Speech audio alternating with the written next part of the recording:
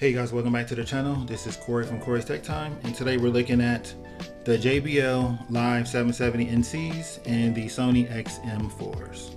So I just talked about these in a separate video.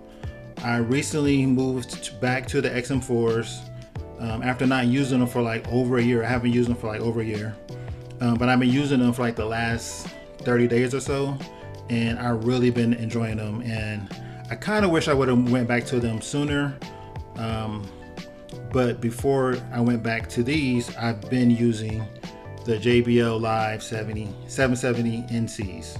So these are very solid headphones. They're not perfect, and let's start with the things that I'm not particularly a fan of with these. So I guess my biggest gripe would be that there is some creaking with these headphones. Not really around the band, but around the ear cup. So the build quality is okay. I would say like decent to good, but I would say that the build quality is definitely better here with the XM4s. The other thing is the ear cups. I'm not a fan of these ear cups. I found them not to work all that well on the airplane. It let more noise than I would have want them to, and I think that's because of the seal. I don't think it creates a good enough seal around the ear. But as far as the ANC goes on these, the ANC is good. I don't want to make it sound like the ANC isn't any good. I was just saying as far as the ear cups could be better, and if these ear cups were better, the ANC would probably be even better as well. But as far as the things that I do like the design of these. Very minimal.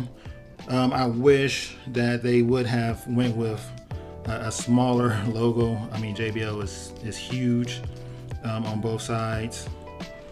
But yeah, the design itself is really good. As far as the build, it's, like I said, except for that creaking, I would say that they are well made. There is some weight to them, so I do like that. The band is like a mesh band, and then there does seem to be, I don't know, maybe like a hard plastic. It doesn't seem like that's metal to me, but this seems decently made as well. I do like that they do fold in. And then as far as the features, or before I get to the features, but let's just look at the headphones themselves. On the left ear cup, you do get a Type-C charger, and then on the right ear cup you get your volume rocker, your power slider, and then you get your ambient controls and your Bluetooth controls as well. So lots of buttons. And then, oh, before I forget, on this right ear cup as well, you get a touch capacitive surface where you can tap to play and pause, double tap to skip tracks, answer calls, everything with this ear cup. You also get access to Google by saying hey and all that good stuff. Hopefully I didn't set off anyone's speakers, but yeah, you get all those features, which is great.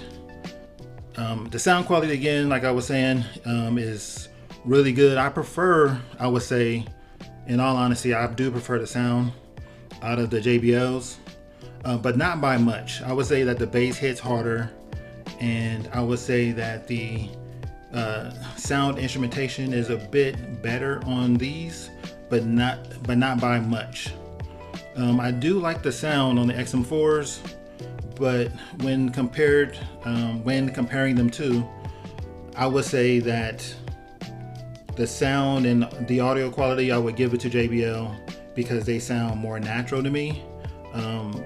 But these sound really good, and I like the fact that the XM4s is more of a warm sounding headphone. So I do like that, and I do appreciate how the vocals come through on the XM4s a bit better as well. Now the XM4s,